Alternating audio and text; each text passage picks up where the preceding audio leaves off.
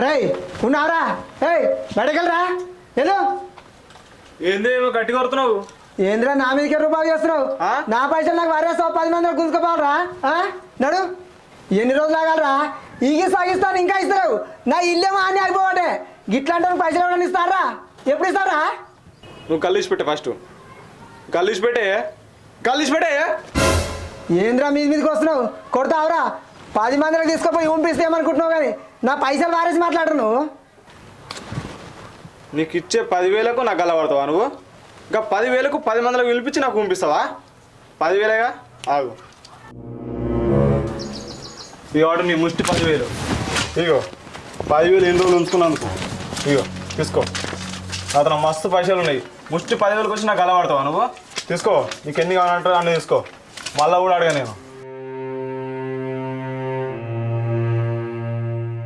అయినా గిన్నిగానం పైసలు నీ దగ్గర ఎక్కడిరా?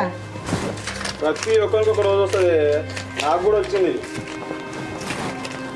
ఇవే అనుకునేమో ఇంకా లక్షలు నాదన్న. అరే నీ దగ్గర రూపాయి ఉండకపోవు, గిన్నిగానం పైసలు ఎక్కడిరా?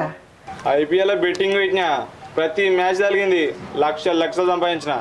నీకు కావాలంటే చెప్పు, ఇంకో 10,000 కూడా పడేస్తా. ఎవ్వడు కానీ బెట్టింగ్లు పెట్టి లాస్ అయిన వాళ్ళు రోడ్ల మీద పడ్డోళ్ళు.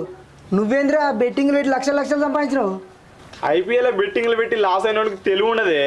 నేనైతే ప్రతిరోజు ఐపీఎల్ మ్యాచ్ చూస్తానే. ఏ ప్లేయర్ ఫామ్లు ఉండి ఏ ప్లేయర్ ఫామ్లు లేడు అని రాసుకుంటానే. ప్రతి మ్యాచ్ చూస్తానే, కళ్ళల్లో ఒత్తులు వేసుకొని మరీ చూస్తా. అప్పుడు ఐపీఎల్ బెట్టింగ్ పెడతా. లక్షలు సంపాదించిన. నీకు కూడా కావాలంటే చెప్పు, నాతో కలువు, సంపాదిద్దాం.